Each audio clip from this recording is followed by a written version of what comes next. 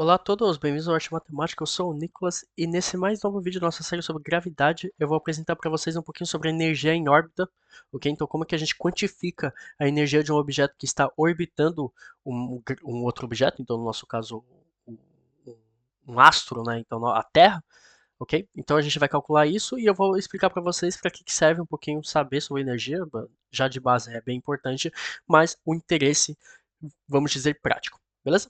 Então a ideia do vídeo de hoje é demonstrar essa fórmula aqui, né, que diz que a energia em órbita de um objeto igual a menos g vezes m vezes pequeno m, então m vai ser a massa desse pequeno objeto, dividido por 2a, lembrando que a é o tamanho do semi-eixo maior da nossa órbita.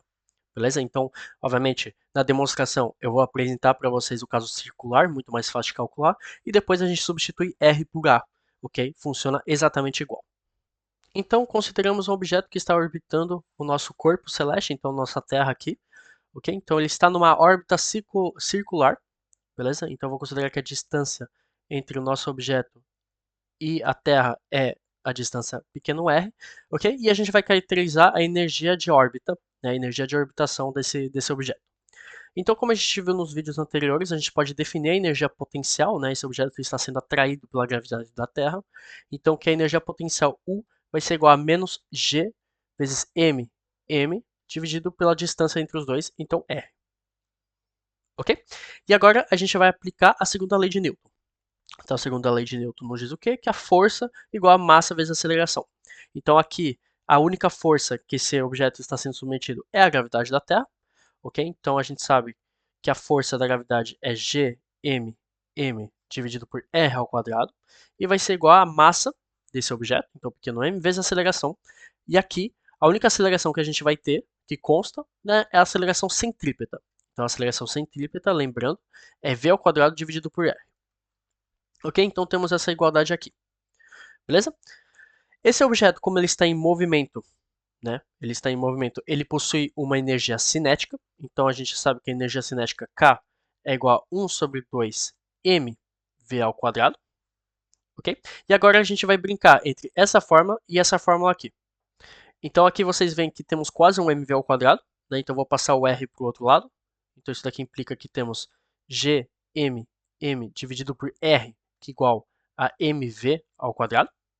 Ok? Então a energia cinética aqui vai ficar igual a Gm dividido por 2R, ok? 2R. E se vocês compararem isso daqui com a energia potencial, vocês veem que temos um símbolo menos de diferente e temos um 2 que é diferente, ok? Então a gente pode relacionar os dois aqui. Então a gente acha no final que a energia cinética K é igual a menos a metade da energia potencial, né? Isso obviamente numa órbita circular. Ok? Então, órbita circular. Beleza? Agora a gente considera a energia total, porque esse é o objetivo do vídeo, a gente quer calcular essa energia total. Então a gente sabe que a energia total, E, é a soma da energia potencial mais energia cinética. Então temos E que é igual a K mais U. Então G, M dividido por 2R menos M dividido por R. Ok? Então fica 1 sobre 2 menos 1, então fica menos 1 sobre 2. Então temos menos M dividido por 2R.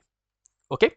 Agora, a gente substitui R por A, né? Então temos que E, a energia total do objeto em órbita, igual a menos Gm dividido por 2A.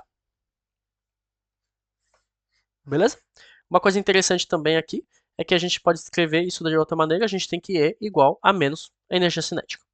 Okay? Outra maneira de escrever isso também, né? Mas o que a gente mais utiliza é esse termo aqui, né? Que é exatamente o que eu apresentei para vocês. Ok? O que é interessante que essa equação nos diz, né? O que a gente, se a gente conseguir traduzir essa equação, é que a energia total do objeto em órbita depende do semi-eixo maior, né? Então, obviamente, dependendo da órbita, essa energia vai mudar, mas não depende da excentricidade.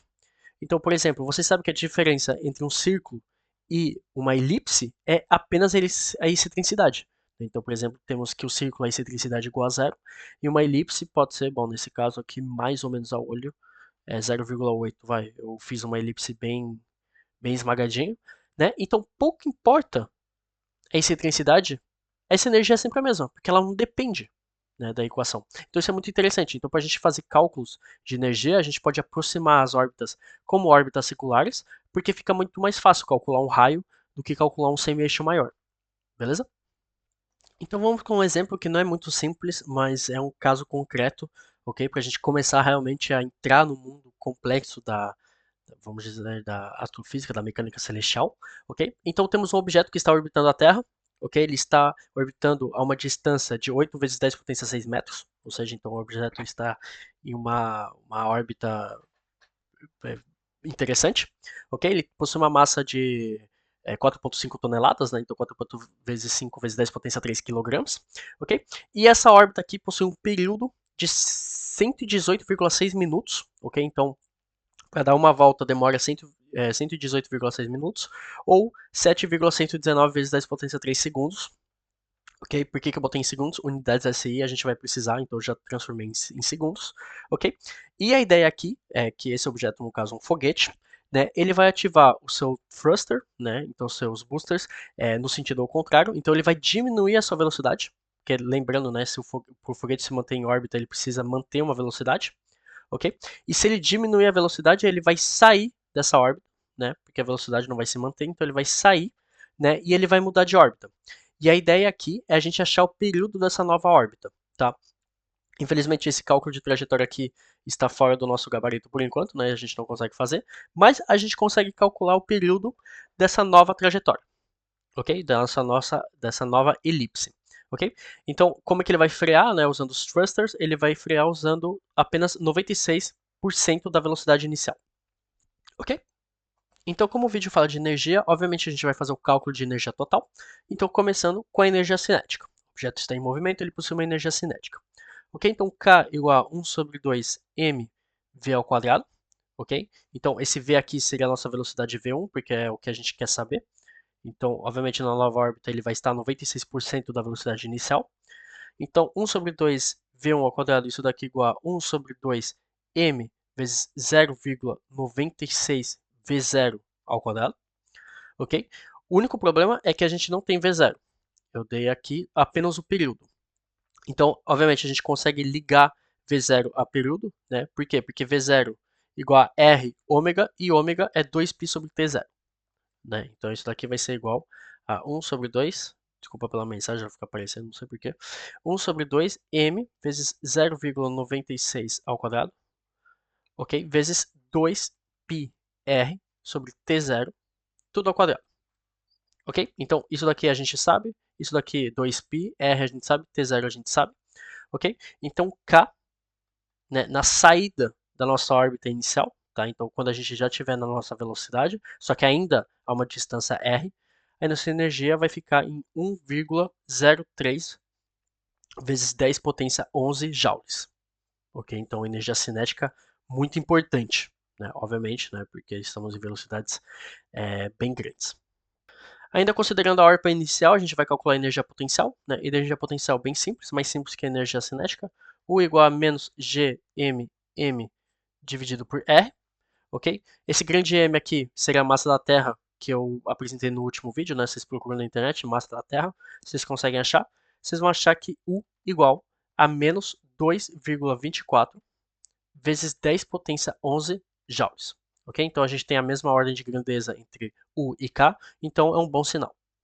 Então a ideia aqui é a gente conseguir caracterizar essa nova órbita, né? Então a gente vai utilizar a energia, a gente quer achar então o semi-eixo maior dessa órbita, né? Dessa elipse. Então a ideia aqui, E a gente sabe que vai ser K mais 1, então a gente consegue, E não é mais uma incógnita, né? É um valor conhecido, então a gente isola apenas A, ok? Então isolando A, isso implica que A igual a menos GMM dividido por 2E, ok? Então isso daqui fica igual a menos GM m dividido por 2k mais 1, ok? Então, depois de cálculo feito, vocês têm que o semi-eixo maior dessa elipse vai ser igual a 7,418 vezes 10 potência 6 metros, ok? Então, vocês fazem as aplicações numéricas, vocês vão achar esse valor aqui. E por que eu achei o semi-eixo maior e como que a gente vai ligar o semi-eixo maior com o período utilizando a terceira lei de Kepler? Ok? Então, de acordo com a terceira lei de Kepler, a gente tem que ter o período vai ser igual a 4 π ao quadrado a ao cubo, dividido por g, grande M, 1 sobre 2, né? Porque que é outra forma, né? Normalmente a gente tem t ao quadrado sobre a ao cubo igual a 4π ao quadrado sobre gm, né? Eu já isolei t de uma vez, ok? E depois de cálculo feito, vocês vão achar que isso dá 6,356 vezes 10 potência 3 segundos, ou em minutos, fica 106 minutos, ok? Então nessa nova órbita, ele vai demorar menos tempo para dar uma volta completa, ok? Só que obviamente ele vai ter um ponto, bom, o ponto vai ser o mesmo, só que ele vai ter um ponto mais afastado da nossa Terra. Beleza? Então esse foi o vídeo de hoje, eu espero que vocês tenham gostado e a gente se vê para os próximos vídeos. Até mais.